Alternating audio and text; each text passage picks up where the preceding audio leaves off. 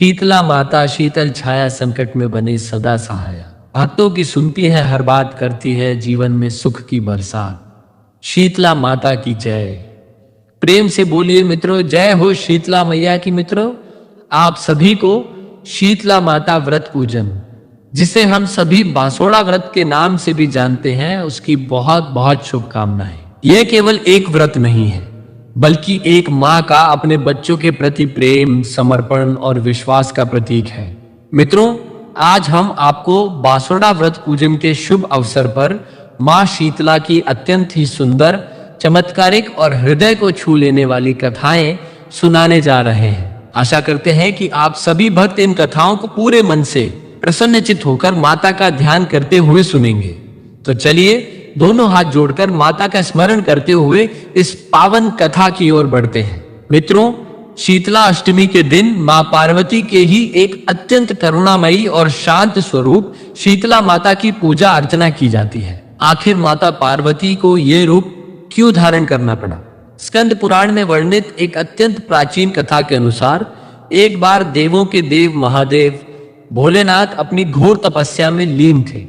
उनके शरीर से गिरे पसीने की एक बूंद से एक अत्यंत भयंकर और क्रूर राक्षस की उत्पत्ति हुई। उस राक्षस का नाम था ज्वर सुब या ज्वर राक्षस।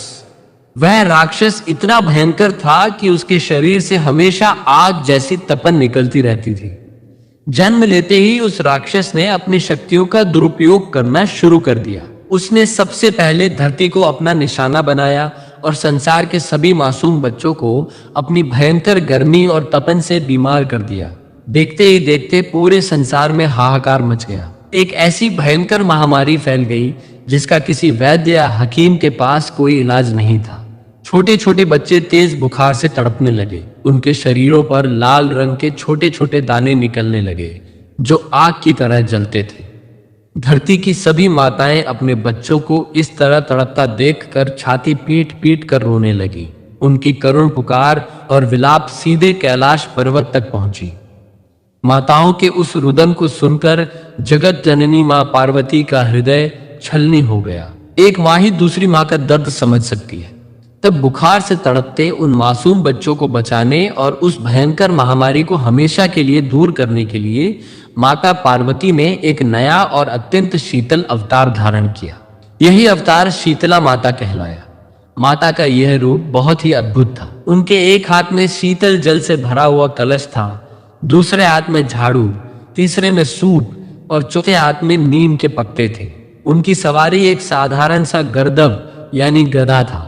ज्वर के उन दाने नुमा दूतों को अपने साथ लेकर माता देवलोक से सीधे धरती पर उतरी और राजा विराट के राज्य में पहुंची।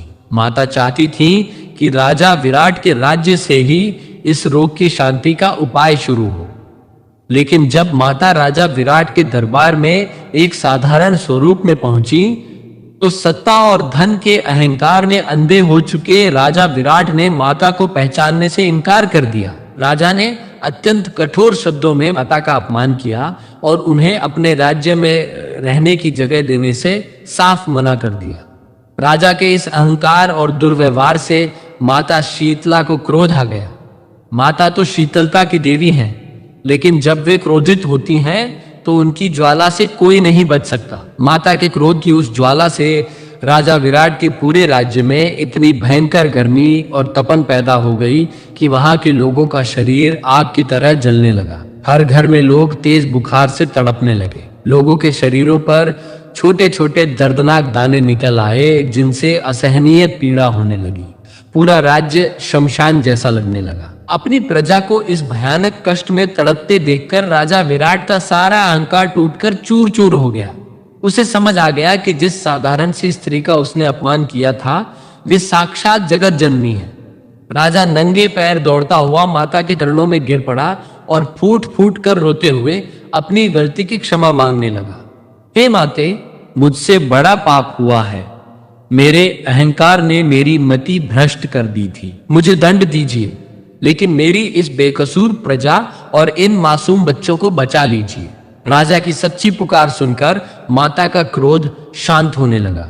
माता के शरीर की उस भयंकर तपन को शांत करने के लिए राजा विराट ने तुरंत ठंडी लस्सी, ठंडा जल और कच्चे दूध का भोग माता को अर्पण किया। राजा के इस सेवा भाव और ठंडे भोग से माता पूरी तरह शांत और प्रसन्न हो गई। बस मित्रों, तभी से माता शीतला को हमेशा ठंडी और बासी चीजों का ही भोग लगाया जाने लगा। इसके बाद माता ने अपने कलश के शीतल जल और नीम के पत्तों से पूरे राज्य को रोग मुक्त कर दिया। उन्होंने उस क्रूर ज्वर राक्षस का संहार कर दिया और समस्त संसार की महामारी से रक्षा की। इसलिए जो भी भक्त शीतला अष्टमी के दिन माता की सच्चे मन से पूजा करते हैं, माँ उनके बच्चों की हर बीमारी और रोग से सदा रक्षा करती है। तो प्रेम से बोलिए मित्रों, जय माँ शीतला। मित्रों, माता शीतला की महिमा अपार है। उनसे जुड़ी एक अन्य अत्यंत भावपूर्ण पौराणिक कथा भी है जो हमें यह सिखाती है कि भगवान केवल सच्चे प्रेम के भूखे होते हैं। एक समय की बात है, तीनों लोकों में धर्म की पताका शान से लहरा रही थी। देवताओं के लोक में सुख और शांति व्याप्त थी। तब सृष्टि की पालनहारिणी, सभी रोगों को हरने वाली और संतानों की जीवन रक्षिका माता शीतला अपने दिव्य लोक में विराजमान थी। उनके चेहरे पर करोड़ों सूर्यों का तेज था और आंखों में स्नेह और करुणा का असीम सागर लहरा रहा था। वे अपने सिंहासन से पृथ्वी लोक की ओर बड़ी ही ममता भरी दृष्टि से देख रही थी। माता ने देखा कि धरती पर मनुष्य अपने अपने जीवन के कामों में बहुत व्यस्त है। कोई किसान अपने खेतों में पसीना बहाते हुए हल चला रहा था, कोई गृहिणी चूल्हे पर रोटियां सेक रही थी, तो कोई माँ अपनी छोटी सी संतान को गोद में लिए हुए उसे बड़े ही प्रेम से निहार रही थी।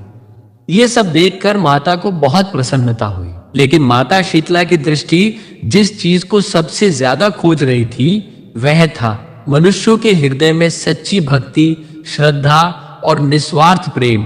माता के मन में अचानक एक विचार उत्पन्न हुआ। उन्होंने सोचा, मैं इस पूरी सृष्टि की पालनहारिणी हूँ। मेरे भक्त पृथ्वी पर मेरी मूर्तियां बनाते हैं, मेरी पूजा करते हैं और संकट आने पर मुझसे कृपा की कामना करते हैं, परंतु क्या वे सच में मुझे अपने हृदय से पुकारते हैं? क्या सुख के दिनों में भी वे मेरे प्रति सच्ची श्रद्धा रखते हैं? यह विचार आते ही माता के हृदय में अपने भक्तों से मिलने की एक बहुत ही गहरी इच्छा जागृत हो गई। वे अपने दिव्य लोक से पृथ्वी पर जाने के लिए व्याकुल हो उठी। उन्होंने निश्चय किया कि वे स्वयं पृथ्वी पर एक साधारण मनुष्य का रूप धरकर जाएंगी और देखेंगी कि लोग उन्हें किस प्रकार याद करते हैं। क्या उनके मनों में केवल स्वार्थ है या सच्ची भक्ति भी बची है? यही सब सोचते हुए माता शीतला ने अपनी उस दिव्य और चमत्कारी आभा को छुपा लिया और एक अत्यंत बूढ़ी और कमजोर महिला का रूप धारण कर लिया। उनके उस तेजस्वी मुख पर समय की गहरी झुर्रियां खिंच गईं। उनकी सुंदर आंखों में एक बूढ़ी औरत की करुणा और जीवन के अनुभवों की गहराई उतर आई। उनका शरीर एक बहुत ही दुर्बल और लाचार वृद्धा का हो गया, जिसकी कमर झुकी हुई थी। माता ने अत्यंत फटे पुराने और साधारण वस्त्र पहन लिए, अपने कांपते हुए हाथों में एक पुरानी लकड़ी की छड़ी का सहारा लिया और नंगे पांव ही पृथ्वी की ओर चल पड़ी। चलते चलते माता राजस्थान के एक छोटे से गांव की ओर बढ़ी, जिसका नाम डूमरी था। माता बहुत अच्छे से जानती थी कि ये गांव वर्षों से उनके ही आशीर्वाद से सुखी और समृद्ध है। वहां कभी अनाज की कमी नहीं हुई, लेकिन वे ये परखना चाहती थी कि क्या वहां के लोग अब भी उस सुख के लिए उन्हें स्मरण करते हैं या समय की धूल ने उनके मनों से भक्ति को पूरी तरह ढक दिया है। जैसे ही माता ने उस डूमरी गांव में प्रवेश किया, उन्होंने देखा कि गांव तो बहुत ही जीवंत और खुशहाल था। गलियों में छोटे छोटे बच्चे हंसते खेलते दौड़ रहे थे। जवान स्त्रियां कुएं से पानी भरकर ला रही थीं और मीठे गीत गा रही थीं। पुरुष अपने खेतों में हल चला रहे थे और कुछ लोग चौपाल पर बैठकर बातें कर रहे थे। किंतु ये सब देखकर भी माता का हृदय खुशी के बजाय भारी हो गया। ऐसा क्यों? क्योंकि माता ने देखा कि उस पूरे गांव में ना तो कहीं उनका कोई छोटा सा मंदिर था, ना ही किसी के घर से शीतला सप्तमी या अष्टमी के व्रत का कोई संकेत मिल रहा था। किसी के मुख पर माता का कोई भजन नहीं था, कहीं कोई धूप बत्ती नहीं जल रही थी। गांव वालों के जीवन के हर एक कोने में बस और बस अपनी सांसारिक इच्छाएं और दुनियादारी ही झलक रही थी। यह देखकर माता ने एक बहुत ही गहरी और ठंडी सांस ली। उनके मन में बड़ी पीड़ा हुई। उन्होंने सोचा, क्या इतने बड़े गांव में मेरे नाम का स्मरण करने वाला कोई एक भी व्यक्ति नहीं है? क्या सुख मिलते ही सब मुझे भूल गए? यही विचार करके माता उस बूढ़ी औरत के रूप में गांव की तंग गलियों में घूमने लगी। वे धीरे धीरे छड़ी टेकते हुए एक घर के नीचे से गुजर रही थी। तभी अचानक एक बहुत ही दर्दनाक घटना घटी। उस घर के ऊपर से किसी स्त्री ने चावल उबालने के बाद बचा हुआ अत्यंत खौलता हुआ गर्म पानी, जिसे मांड कहते हैं, बिना नीचे देखे गली में फेंक दिया। वह खौलता हुआ गर्म पानी सीधे उस बूढ़ी माता के ऊपर आ गिरा। पानी इतना अधिक गर्म था कि गिरते ही माता के मुख से एक अत्यंत करुण और हृदय विदारक चीख निकल पड़ा। उस खौलते पानी से माता का पूरा शरीर जल गया और उनके शरीर पर बड़े बड़े फफोले छाले पड़ गए। उस गर्म जल की एक एक बूंद माता के शरीर में आग के अंगारों की तरह समा गई। दर्द से तड़पते हुए माता ने मन ही मन सोचा, क्या मेरे भक्त मुझे अभी भी पहचान नहीं पाए? क्या उनके भीतर इतनी भी दया नहीं बची कि वे नीचे देखकर पानी फेंके? माता पीड़ा से व्याकुल होकर गली गली दौड़ने लगी। एक तो उस वृद्धा का कमजोर रूप, ऊपर से दर्द से कराते हुए लड़खड़ाते कदम, कांपता हुआ शरीर और दर्द के कारण आंखों से बहते हुए जलन के आंसू। उस पीड़ा की अवस्था में माता ने गांव के कई दरवाजों पर जाकर दस्तक दी। वे कांपती हुई आवाज में पुकार रही थी, कोई है बेटा? कोई तो मेरी सहायता करो, मैं जल गई हूं, मुझे बहुत जलन हो रही है। कोई मुझे थोड़ा ठंडा पानी दे दो, मुझे ठंडक दो। लेकिन मित्रों, उस गांव के लोगों का हृदय जैसे पत्थर का हो चुका था। हर घर से बस चुप्पी ही मिली। लोग अपने अपने घरों के सुखों में, अपने कामों में इतने व्यस्त थे कि उन्होंने उस बूढ़ी, लाचार और दर्द से तड़पती औरत की आवाज को पूरी तरह से अनसुना कर दिया। किसी ने एक पल के लिए भी अपना दरवाजा खोलकर बाहर देखने की जहमत नहीं उठाई। दर्द और पीड़ा से हारकर माता शीतला ने थक कर गांव के ही एक कोने में बैठना चाहा। वे एक दीवार का सहारा लेकर बैठ ही रही थी कि तभी एक बहुत ही साधारण सी और गरीब कुम्हारन स्त्री ने उन्हें देख लिया। वह कुम्हारन अपने कच्चे घर के बाहर बैठी हुई चाक पर मिट्टी के बर्तन बना रही थी। उसके कपड़े मैले थे, लेकिन उसकी आंखों में एक माँ का वात्सल्य और मन में असीम करुणा भरी हुई थी। उस अनजान वृद्धा का ऐसा बुरा हाल देखकर, उसके शरीर पर पड़े हुए उन भयानक छालों को देखकर वह कुम्हारन अपना सारा काम छोड़कर तुरंत दौड़ पड़ी। अरे माई, हे भगवान, आपका ये क्या हाल हो गया? आप इस तरह धूप में क्यों तड़प रही हैं? वह घबराकर माता के पास आकर बोली, आइए माई, यहाँ इस कड़ी धूप से हटकर मेरी छांव में बैठी। माता दर्द से थरथराते हुए उस कुम्हारन की ओर देख रही थी। उस कुम्हारन ने एक पल की भी देरी नहीं की। वह झट से दौड़कर अपने पास रखे मिट्टी के घड़े से बिल्कुल शीतल पानी लेकर आई और अत्यंत कोमलता के साथ माता के जलते हुए शरीर और उन फफोलों पर वह ठंडा पानी डालने लगी। पानी की शीतलता जैसे ही माता के शरीर पर पड़ी, उनकी जलन कम होने लगी और माता के सूखे होठों पर पहली बार एक हल्की सी सुकून भरी मुस्कान आ गई। माता ने उस गरीब स्त्री को निहारते हुए पूछा, बेटी, तू कौन है? इस स्वार्थी गांव में जहां किसी ने मेरी पुकार नहीं सुनी, तूने मुझ गरीब पर इतनी दया क्यों दिखाई? कुम्हारन ने अपने दोनों हाथ जोड़कर बड़ी ही नम्रता से कहा, माँ, मैं तो इस गांव की एक बहुत ही साधारण और गरीब कुम्हारन हूं, लेकिन माई, आपका यह दर्दनाक हाल देखकर मेरे हृदय में जैसे किसी ने शूल चुभो दिया हो। मुझे लगा जैसे मेरी अपनी माँ तकलीफ में है। आप यहाँ मिट्टी में मत बैठिए माई, चलिए मेरे घर के अंदर चलिए। वहां मैंने सुबह की ठंडी राबड़ी ज्वार और छाछ से बना भोजन और कुछ खट्टी मीठी दही रखी है। आप वो ठंडा भोजन खाएंगी तो आपके शरीर की गर्मी शांत होगी और आपको बहुत आराम मिलेगा। माता शीतला उस कुम्हारन के प्रेम और सेवा भाव को देखकर भीतर ही भीतर गदगद हो गई। उन्होंने एक भी शब्द कहे बिना शांति से उसके पीछे पीछे चलना शुरू कर दिया। वह कुम्हारन माता को अपनी छोटी सी कच्ची झोपड़ी में ले गई। उसने माता को एक साफ जगह पर बड़े आदर से बिठाया और एक मिट्टी के कटोरे में बड़े ही प्रेम से वह ठंडी ज्वार की राबड़ी और खट्टी मीठी दही परोस दी। माता ने बहुत ही तृप्ति के साथ वह भोजन ग्रहण किया। उस बासी और ठंडे भोजन को खाते ही माता के शरीर की सारी तपन और जलन तुरंत शांत हो गई। और उन्हें एक दिव्य ठंडक का अनुभव हुआ।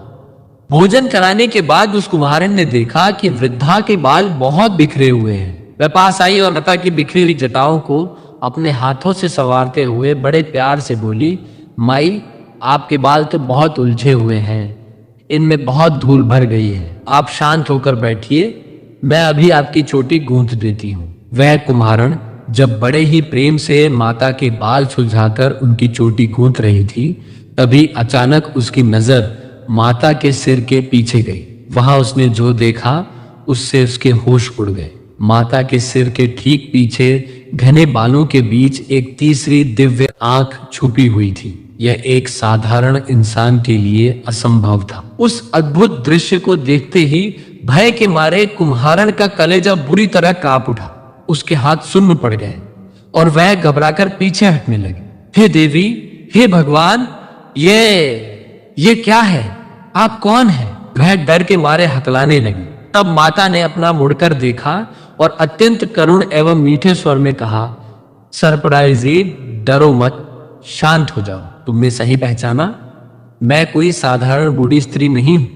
मैं ही वह शक्ति हूं जिसकी सेवा और भक्ति से संसार के सभी बच्चों और संतानों की रक्षा होती है, जो सब रोगों को हरती है। मैं ही तुम्हारी माता शीतला माता हूं। ये सुनते ही उस कुम्हारन के पैरों तले जमीन खिसक गई। उसकी आंखों से आंसुओं की अविरल धारा बहने लगी। उसी क्षण माता शीतला ने अपने उस दुर्बल वृद्धा के रूप को त्याग दिया और अपने अत्यंत भव्य, तेजस्वी और असली दिव्य रूप में प्रकट हो गई। माता का वह रूप इतना प्रकाशमान था कि वह छोटी सी झोपड़ी भी स्वर्ग के समान चमक उठी। उस कुम्हारन ने कांपते हुए हाथों से तुरंत माता के दोनों चरण पकड़ लिए और रोते हुए बोली, हे जगत जननी माँ, हे शीतला भवानी, मुझे क्षमा कर दो माँ। मैं अज्ञानी आपको पहचान भी ना सकी। मैंने अनजाने में ही सही आपको जूठा और बासी भोजन करा दिया। माँ, आप तो महलों में बसने वाली देवी हैं। आप मुझ दरिद्री के घर में पधारी। मेरे घर में तो चारों तरफ केवल दरिद्रता ही बिखरी पड़ी है। मैं आपको कहाँ बिठाऊं? मेरे इस गरीब खाने में तो आपके बैठने के लिए कोई साफ चौकी भी नहीं है और ना ही कोई मखमली आसन है। हे माँ, मेरी इस भूल को क्षमा करें। तब शीतला माता उस कुम्हारन की इस निस्वार्थ भक्ति और दीनता पर अत्यंत प्रसन्न हो गई। उन्होंने मुस्कुराते हुए कहा, पगली, मुझे किसी मखमली आसन की आवश्यकता नहीं है। और ऐसा कहकर माता पास ही खड़े कुम्हार के एक गधे पर जाकर बैठ गई। माता ने अपने एक हाथ में झाड़ू और दूसरे हाथ में डलिया लिया और उस कुम्हार के घर की सारी दरिद्रता, गरीबी और दुखों को उस झाड़ू से बुहार कर अपनी डलिया में भर लिया और उसे घर से बाहर दूर फेंक दिया। देखते ही देखते उस गरीब कुम्हारन का घर धन धान्य और सुख शांति से भर गया। माता शीतला ने उस कुम्हारन को स्नेह पूर्वक अपने हाथों से उठाया, उसके माथे पर हाथ रखा और कहा, बेटी, रो मत, तू ही मेरी सबसे सच्ची भक्त है। इस पूरे गांव में किसी ने मेरा दुख नहीं समझा, लेकिन तेरी करुणा और निस्वार्थ सेवा ने आज मेरा मन जीत लिया है। तेरे इस ठंडे भोजन ने मुझे जो तृप्ति दी है वो 56 भोग में भी नहीं है। बोल मेरी बच्ची, आज तू मुझसे क्या वरदान चाहती है? तू जो मांगेगी मैं तुझे दूंगी। कुम्हारन ने अपने आंसू पोंछते हुए हाथ जोड़कर कहा, हे माँ, यदि आप सचमुच मुझ पर प्रसन्न हैं तो मुझे अपने लिए कोई धन दौलत नहीं चाहिए। बस इतनी कृपा करें कि आप हमारे इस डुमरी गांव में सदा के लिए वास करें और जो भी भक्त होली के पावन पर्व के बाद आने वाली सप्तमी और अष्टमी तिथि को व्रत रखकर पूरी श्रद्धा से आपका पूजन करे, उसे आप हर प्रकार की दरिद्रता से मुक्त कर दें। उस भक्त का परिवार हमेशा सुखी रहे, हमारी संतानों को हर प्रकार के ज्वर, चेचक और भयंकर रोगों से बचाए। और हे माँ, इस संसार की सभी महिलाओं का सुहाग हमेशा अखंड रखे, यही मेरा आपसे वरदान है। उस कुम्हारन का यह निस्वार्थ वरदान सुनकर माता शीतला का हृदय भर आया। उन्होंने मुस्कुराते हुए अपना हाथ उठाया और कहा, तथास्तु, ऐसा ही होगा बेटी, तेरी ये निस्वार्थ बात अवश्य पूरी होगी। और सुन, आज से मैं ये वरदान देती हूँ कि मेरी पूजा का सबसे पहला और विशेष अधिकार सिर्फ कुम्हार जाति को ही होगा। मैं आज से इसी डुमरी गांव में स्थायी रूप से स्थापित होंगी। और यही मेरा मुख्य धाम कहलाएगा। इसके बाद माता ने उसे एक जल से भरा हुआ छोटा सा करवा दिया और गंभीर स्वर में कहा, बेटी तू इस करवे का थोड़ा सा जल अपनी झोपड़ी के चारों ओर अच्छी तरह छिड़क लेना। याद रखना, कल इस सारे नगर में भयंकर आग लगेगी। इस गांव के लोगों के पाप और अहंकार का घड़ा भर चुका है, वे उस आग में जलेंगे।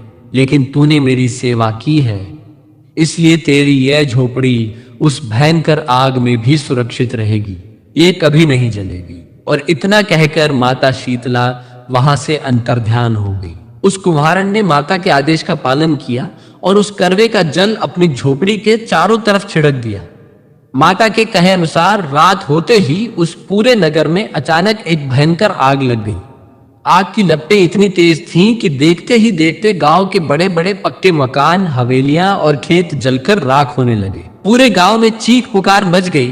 परंतु मित्रों, यह माता शीतला का ही चमत्कार था कि उस भयंकर आग के बीचों बीच कुम्हारन की वह छोटी सी सूखी घास फूस की झोपड़ी बिल्कुल सुरक्षित खड़ी थी। आग की एक लपट ने भी उसे नहीं छुआ। सुबह जब आग शांत हुई और नगर के राजा ने इस विनाश को देखा तो वह हैरान रह गया। उसे जब यह पता चला कि पूरे गांव के जल जाने के बाद भी उस गरीब कुम्हारन की झोपड़ी बिल्कुल सुरक्षित है, तो उसने तुरंत अपने सैनिकों को भेजकर कुम्हारन को अपने दरबार में बुलवाया। राजा ने आश्चर्य से पूछा, हे कुम्हारन, ये कैसा चमत्कार है? कल रात इस आग ने बड़े बड़े महलों को नहीं छोड़ा, तो फिर सारे नगर में आग लगने के बावजूद तेरी वह कच्ची झोपड़ी कैसे बच गई? सच सच बता, इसके पीछे क्या रहस्य है? तब उस कुम्हारन ने राजा के सामने हाथ जोड़कर माता शीतला के उस वृद्ध रूप में आने, गांव वालों के दुर्व्यवहार, गरम मांड गिरने और फिर माता के चमत्कार की पूरी कथा विस्तार से सुना दी। वह बोली, महाराज, यह सब मेरी माँ शीतला की ही कृपा है। जो उनकी शरण में जाता है, माता उसके हर संकट को हर लेती है। कुम्हारन की ये बात सुनकर राजा को अपनी प्रजा की भूल का भारी पश्चाताप हुआ। उसने उसी दिन पूरे नगर में ढिंढोरा पिटवा करवा दिया कि अब से शीतला अष्टमी के दिन किसी भी घर में चूल्हा नहीं जलेगा और हर घर में शीतला माता ठंडे और शीतल भोजन का भोग लगाया जाएगा। मित्रों, हर वर्ष शीतला सप्तमी और अष्टमी के दिन वहां भव्य मेला भरने लगा, जहां दूर दूर से भक्तजन माता का पूजन करने आने लगे। महिलाएं माता को ठंडा जल, दही और बासी भोजन चढ़ाकर अपने परिवार की सुख समृद्धि की कामना करती। पुरुष भी इस दिन विशेष रूप से माता को ठंडा जल चढ़ाते, बाल कटवाने और कपड़े धोने से परहेज करते। डुंगरी गांव माता की कृपा से धन धान्य से भर गया। गांव में जब भी कोई संतति जन्म लेती, लोग शीतला माता का धन्यवाद करते। कोई भी बीमारी जब गांव की सीमा पर पहुंचती तो माता की शक्ति उसे रोक देती। आज भी इस गांव में माता शीतला का मुख्य मंदिर स्थित है और भारत भर से श्रद्धालु यहां आकर माता के चरणों में शीश नवाते हैं। यह मंदिर शील की डुंगरी के नाम से विख्यात हो चुका है। माता शीतला ने यह सिद्ध कर दिया कि वे केवल वेदी पर चढ़ने वाले फूलों से नहीं, बल्कि भक्त के मन में बसे प्रेम और करुणा से प्रसन्न होती हैं। कथा समाप्ति। बोलिए मित्रों, जय हो मां शीतला की। अब चलिए मित्रों, सुनते हैं शीतला माता की एक अन्य कथा। बहुत समय पहले की बात है। किसी दूर अंचल में एक बेहद सुंदर और शांत गांव बसा हुआ था। उस गांव की पगडंडियां मिट्टी की सौंधी महक से भरी रहती थी और वहां के लोग बहुत ही सीधे और भगवान पर गहरी आस्था रखने वाले थे। उसी गांव में एक ब्राह्मण देवता अपनी धर्मपत्नी के साथ निवास करते थे। वह ब्राह्मण परिवार पूरे गांव में अपनी धर्मनिष्ठा, पूजा पाठ और दयालु स्वभाव के लिए जाना जाता था। ब्राह्मण देवता सुबह सवेरे उठकर नदी में स्नान करते, सूर्य देवता को जल चढ़ाते और फिर घंटों भगवान की भक्ति में लीन रहते। उनकी पत्नी भी बिल्कुल उन्हीं के समान धर्मपरायण थी। वह घर आए हर अतिथि का सत्कार भगवान का रूप मानकर करती थी और किसी भी भूखे को अपने दरवाजे से खाली हाथ नहीं जाने देती थी। ईश्वर की कृपा से उनके घर में किसी भी चीज की कोई कमी नहीं थी। धन धान्य, गाय बछड़े और सुख शांति से उनका घर हमेशा भरा रहता था। समय अपनी गति से आगे बढ़ता रहा और ब्राह्मण दंपति के 2 सुंदर पुत्र बड़े होकर विवाह के योग्य हो गए। माता पिता ने बड़ी ही धूमधाम से अपने दोनों बेटों का विवाह गांव के ही बहुत प्रतिष्ठित और सुसंस्कृत परिवारों की संस्कारी कन्याओं के साथ कर दिया। दोनों बहुएं जब पहली बार घर आईं तो उन्होंने अपने मीठे स्वभाव और सेवा भाव से सबका मन मोह लिया। घर में सास और बहुओं के बीच ऐसा प्रेम था जैसे एक माँ और बेटियों के बीच होता है। पूरा परिवार एक साथ बैठकर भोजन करता, शाम को भगवान की आरती गाता और हंसी खुशी जीवन व्यतीत कर रहा था। गांव के लोग भी इस परिवार के आपसी प्रेम की मिसालें दिया करते थे। कुछ वर्षों के बाद भगवान की विशेष कृपा इस परिवार पर बरसी। घर की बड़ी बहू ने एक बहुत ही सुंदर और स्वस्थ पुत्र को जन्म दिया। बच्चे की पहली किलकारी गूंजते ही पूरे घर में मानो खुशियों का सावन आ गया। ब्राह्मण देवता ने पूरे गांव में मिठाइयां बंटवाई और ब्राह्मणों को भोजन कराया। अभी इस खुशी के रंग फीके भी नहीं पड़े थे कि कुछ समय बाद छोटी बहू की गोद भी हरी हो गई और उसने भी एक अत्यंत प्यारे से बेटे को जन्म दिया। अब तो उस घर का आंगन स्वर्ग के समान लगने लगा। दादा दादी अपने पोतों को खिलाते खिलाते थकते नहीं थे। कभी उन्हें कंधे पर बिठाकर घुमाते तो कभी उनके लिए मिट्टी के खिलौने लाते। दो बहुएं भी अपने अपने बच्चों को पाकर अपने जीवन को धन्य मान रही थीं। बच्चों की तोतली बोली, उनकी नटखट शरारतें और उनके छोटे छोटे कदमों से पूरे घर में हर समय एक उत्सव जैसा माहौल बना रहता था। सब कुछ इतना सुंदर चल रहा था कि किसी ने सपने में भी नहीं सोचा था कि उनके इस हंसते खेलते परिवार पर कोई संकट भी आ सकता है। दिन बीतते गए और गांव में शीतला सप्तमी का पावन पर्व आ गया। ये त्योहार पूरे गांव के लिए बहुत ही विशेष होता था। शीतला माता, जिन्हें ममता और शीतलता की देवी माना जाता है, उनकी पूजा विशेष रूप से बच्चों की लंबी उम्र, उन्हें गंभीर बीमारियों से बचाने और परिवार में सुख शांति बनाए रखने के लिए की जाती है। शीतला सप्तमी का सबसे बड़ा नियम यह होता है कि इस दिन माता को केवल ठंडे और बासी भोजन का ही भोग लगाया जाता है। मान्यता है कि माता शीतला को गर्म चीजें पसंद नहीं है और इस दिन घर में चूल्हा जलाना पूरी तरह से वर्जित होता है। इसलिए पूरा परिवार भी उस दिन प्रसाद के रूप में केवल एक दिन पहले बना हुआ ठंडा भोजन ही ग्रहण करता है। ब्राह्मणी सास, जो कि नियमों की बहुत पक्की थी, उसने एक दिन पहले ही पूरे मन और श्रद्धा के साथ रसोई की साफ सफाई की। उसने माता के भोग के लिए बहुत ही स्वादिष्ट व्यंजन बनाए। उसने मीठे पुए, गुलगुले, बाटी, चूरमा, पूरी और कई तरह के साग बनाए। भोजन बनाते समय उसके होठों पर लगातार माता शीतला के भजन चल रहे थे। रात होने तक सारा भोजन बनकर तैयार हो गया और उसे ढककर सुरक्षित रख दिया गया। सास ने घर के सभी सदस्यों को इकट्ठा किया और सबको प्रेम पूर्वक समझाया कि कल शीतला सप्तमी का पवित्र दिन है। कल हमारे घर में चूल्हा नहीं जलेगा और हम सभी सुबह उठकर माता की पूजा करने के बाद यही ठंडा भोजन प्रसाद के रूप में ग्रहण करेंगे। सबने खुशी खुशी इस बात को मान लिया और अपने अपने कमरों में सोने चले गए। रात का अंधेरा गहराने लगा और पूरा गांव गहरी नींद में सो गया, लेकिन दोनों बहुओं की आंखों में नींद नहीं थी। जब वे अपने कमरों में गईं और उन्होंने अपने छोटे छोटे मासूम बच्चों को चैन से सोते हुए देखा तो उनके मन में एक अजीब सा डर और मोह पैदा हो गया। बड़ी बहू ने छोटी बहू से फुसफुसाते हुए कहा कि कल तो हमें सारा दिन ठंडा और बासी भोजन ही करना पड़ेगा। हमारे बच्चे अभी मेरी छाती से लगे हैं, बहुत छोटे हैं। अगर हमने वह ठंडा और बासी खाना खा लिया तो नहीं ऐसा हो कि हमें ठंड लग जाए या हम बीमार पड़ जाएं। और अगर हम बीमार हो गई तो हमारे इन छोटे छोटे बच्चों को दूध कौन पिलाएगा, इन्हें कौन संभालेगा। छोटी बहू के मन में भी यही डर बैठ गया। उसने कहा कि तुम बिल्कुल ठीक कह रही हो दीदी, बच्चों की खातिर हमें अपनी सेहत का ध्यान रखना ही होगा।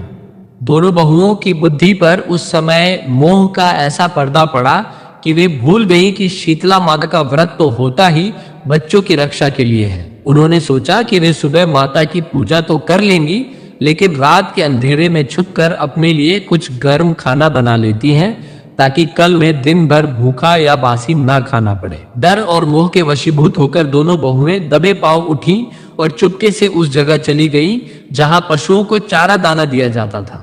वहां एक छोटा सा कच्चा चूल्हा बना हुआ था। उन्होंने बहुत ही सावधानी से बिना कोई आवाज किए लकड़ियां जलाई और अपने लिए गर्मा गर्म रोटियां और बाटियां सेक ली। उन्होंने वह गर्म भोजन एक कपड़े में लपेटकर उसी पशुओं के दाने वाले बर्तन के अंदर गहरे में छिपा दिया ताकि किसी को शक ना हो।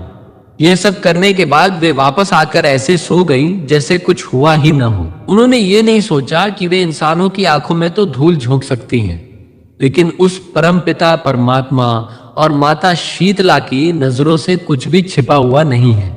अगली सुबह बहुत जल्दी हो गई। ब्राह्मणी सास सुबह 4 बजे ही उठ गई। उसने स्नान किया, साफ सुथरे वस्त्र पहने और माता की पूजा की थाली सजाने लगी। उसने दोनों बहुओं को भी आवाज देकर उठाया। बहुओं ने भी जल्दी जल्दी स्नान किया और सास के साथ माता शीतला के मंदिर की ओर चल पड़ी। मंदिर में पूरे गांव की महिलाओं की भीड़ लगी हुई थी। हर कोई माता को ठंडे व्यंजनों का भोग लगा रहा था, जल चढ़ा रहा था और अपने परिवार की सुख समृद्धि की कामना कर रहा था। ढोल मंजीरों के साथ माता के भजन गाए जा रहे थे। सास तो माता की भक्ति में इतनी लीन हो गई कि वह मंदिर के प्रांगण में ही बैठकर दूसरी औरतों के साथ भजन गाने लगी। लेकिन बहुओं का मन पूजा नहीं था। उनका ध्यान तो उस गर्म खाने पर था जो उन्होंने रात को छिपा कर रखा था। उन्होंने सास से बहाना बनाया कि बच्चे घर पर अकेले हैं और रो रहे होंगे, इसलिए वे जल्दी घर जा रहे हैं। घर पहुंचते ही दोनों बहुओं ने सबसे पहले दाने के बर्तन में से वह गर्म रोटियां और बाटियां निकाली। उन्होंने जल्दी जल्दी उसका चूरमा बनाया और भरपेट खा लिया। खाना खाने के बाद उन्होंने मुंह साफ किया और ऐसे सामान्य व्यवहार करने लगी जैसे उन्होंने कुछ खाया ही ना हो।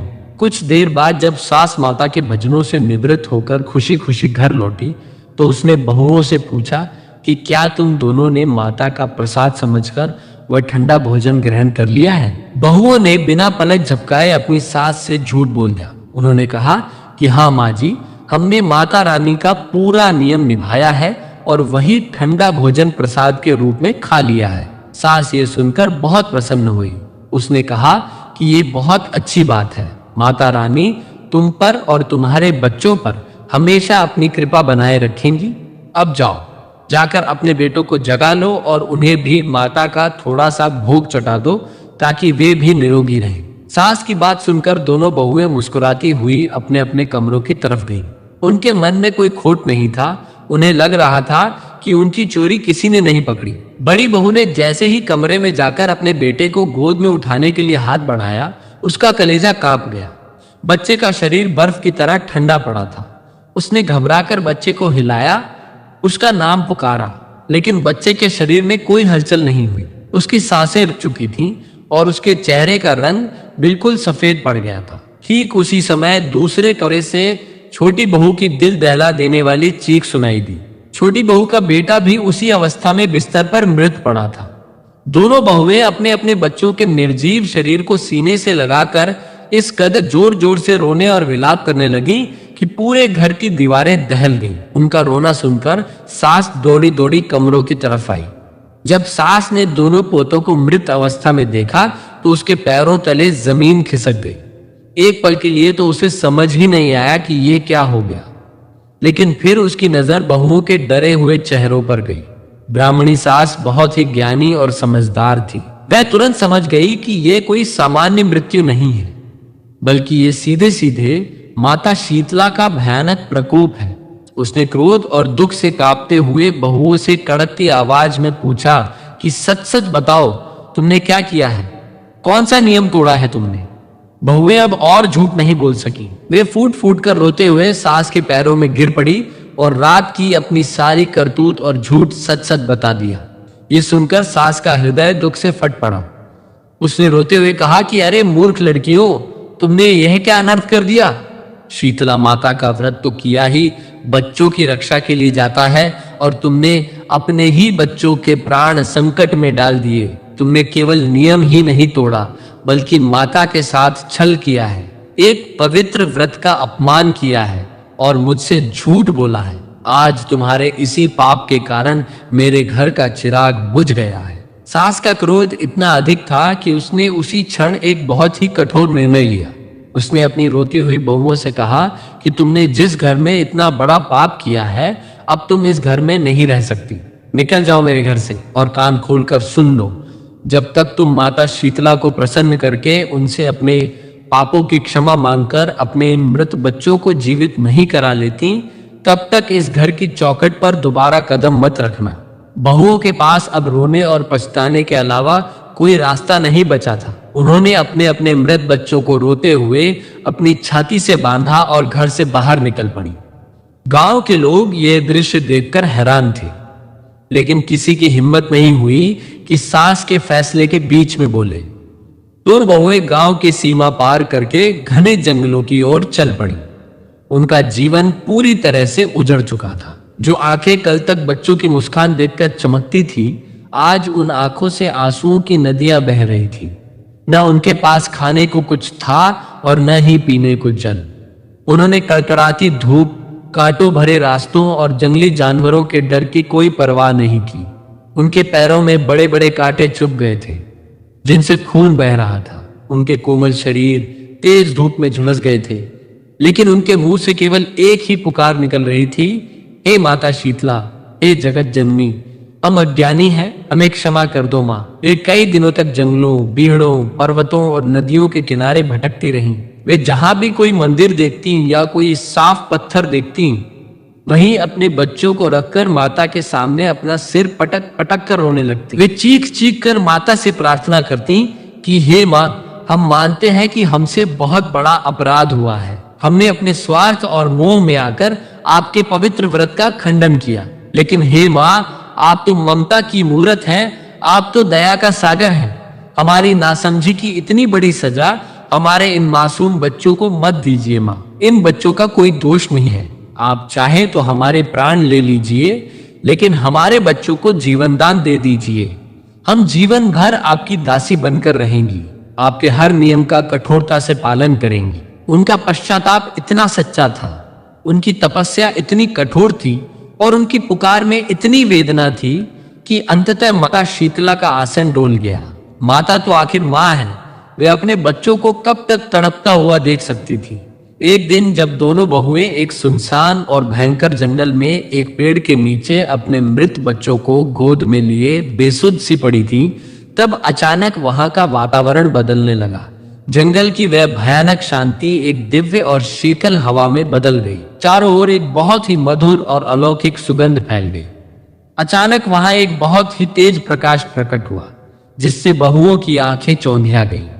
जब उन्होंने अपनी आंखें खोली तो देखा कि सामने साक्षात माता शीतला विराजमान थी। माता का स्वरूप बहुत ही दिव्य और करुणामय था। वे गर्दभ गधे पर सवार थी। उनके एक हाथ में झाड़ू, दूसरे में ठंडे जल का कलश और सूप था। उनके गले में नीम के पत्तों की माला थी और उनके मुख पर करोड़ों सूर्यों के समान तेज, लेकिन चंद्रमा के समान शीतलता थी। माता को साक्षात अपने सामने देखकर दोनों बहुएं सुध बुध खो बैठी। वे दौड़कर माता के चरणों में गिर पड़ी और उनके चरणों को अपने आंसुओं से धोने लगी। वे बस एक ही रट लगाए हुए थीं, त्राही माँ, माता, क्षमा करो माता, हमारे बच्चों को बचा लो माँ। माता शीतला ने बहुत ही प्रेम और करुणा भरी दृष्टि से उन दोनों की ओर देखा। माता की आवाज में इतनी शीतलता थी कि बहुओं के सारे घाव और थकान पल भर में मिट गए। माता ने कहा, उठो पुत्रियों, तुम्हारे सच्चे पश्चाताप और तुम्हारी कठोर तपस्या ने मेरे क्रोध को शांत कर दिया है। मैं तुम्हारे आंसुओं से प्रसन्न हूं। तुमने जो भूल की थी वह तुम्हारे मोह के कारण थी, लेकिन अब तुम्हें धर्म और नियम का असली महत्व समझ में आ गया है। मैं तुम्हारी इस अज्ञानता को क्षमा करती हूँ। इतना कहते ही माता शीतला ने अपने कलश से थोड़ा सा शीतल जल निकाला और उन दो मृत बच्चों के ऊपर छिड़क दिया। जल की बूंदें बच्चों के शरीर पर पड़ते ही एक चमत्कार हुआ। जो बच्चे कई दिनों से निर्जीव पड़े थे, उनके शरीर में अचानक प्राण लौट आए। दोनों बच्चे एक गहरी सांस लेकर ऐसे उठ बैठे जैसे वे बहुत लंबी और गहरी नींद से जागे हों। उठते ही उन्होंने अपनी तोतली आवाज में माँ माँ पुकारना शुरू कर दिया और अपनी माताओं की ओर हाथ बढ़ा दिए। अपने बच्चों को जीवित और मुस्कुराता हुआ देखकर दोनों बहुओं की खुशी का कोई ठिकाना नहीं रहा। उन्होंने अपने बच्चों को कसकर गले से लगा लिया और उन्हें चूमने लगी। उनकी आंखों से अब खुशी के आंसू बह रहे थे। उन्होंने बार बार माता शीतला के चरणों की रज को अपने माथे से लगाया और गदगद कंठ से माता की स्तुति करने लगी। माता शीतला ने उन्हें आशीर्वाद देते हुए कहा, वत्स, हमेशा याद रखना कि धर्म के नियम और व्रत मनुष्य के कल्याण के लिए ही बनाए गए हैं। कभी भी मोह, या स्वार्थ में आकर ईश्वर की मर्यादा का उल्लंघन नहीं करना चाहिए। जो भी मनुष्य पूर्ण श्रद्धा, विश्वास और पवित्रता के साथ मेरा यह शीतला सप्तमी का व्रत करेगा, उसके परिवार पर कभी कोई संकट नहीं आएगा और उसकी संतानों को मैं हमेशा दीर्घायु, आरोग्य और सुख समृद्धि का वरदान दूंगी। यह संदेश देकर माता शीतला उसी क्षण वहां से अंतर्धान हो गई। दोनों बहुएं अपने बच्चों को गोद में उठाकर खुशी खुशी माता शीतला के जयकारे लगाती हुई अपने गांव की ओर लौट पड़ी। जब वे गांव की सीमा में दाखिल हुई तो गांव वालों ने उन्हें दूर से ही देख लिया। बहुओं के हाथों में उनके जीवित और खेलते हुए बच्चों को देखकर पूरे गांव में आश्चर्य और खुशी की लहर दौड़ गई। लोग भागते हुए उनके पास आए। बहुओं ने रोते हुए पूरे गांव वालों को माता शीतला के चमत्कार और उनकी अपार दया की पूरी कहानी सुनाई। ये खबर ब्राह्मणी सास तक भी पहुंची। वह दौड़ी हुई आई और जब उसने अपने पोतों को जीवित देखा तो उसने दोनों को अपने गले से लगा लिया और खूब रोई। बहू ने आगे बढ़कर अपनी सास के चरण पकड़ लिए और अपनी उस रात की गलती के लिए एक बार फिर से माफी मांगी। सास का हृदय भी पिघल गया था। उसने बहुओं को उठाया, प्यार से गले लगाया और कहा कि तुम दोनों ने बहुत बड़ा कष्ट सहा है। माता शीतला ने तुम्हें क्षमा कर दिया है, तो मैं कौन होती हूँ क्रोध करने वाली। माता ने आज हमारे पूरे परिवार को नया जीवन दिया है। उस दिन के बाद से पूरे गांव में शीतला माता की महिमा और भी अधिक बढ़ गई। लोगों ने माता का एक भव्य मंदिर बनवाया। उस ब्राह्मण परिवार और पूरे गांव ने यह संकल्प लिया कि वे जीवन भर माता शीतला के व्रत का पूरी निष्ठा और पवित्रता के साथ पालन करेंगे। और ऐसा ही हुआ। उस गांव में फिर कभी किसी बच्चे को कोई गंभीर बीमारी नहीं हुई और पूरा गांव सुख, शांति और आनंद के साथ रहने लगा। ये कथा आज भी हमें ये सिखाती है कि भगवान अपने भक्तों से केवल सच्चा भाव और निष्ठा मांगते हैं। यदि अनजाने में कोई भूल हो भी जाए तो सच्चे मन से किया गया पश्चाताप ईश्वर को हमेशा पिघला देता है। कथा समाप्त हुई। प्रेम से बोलिए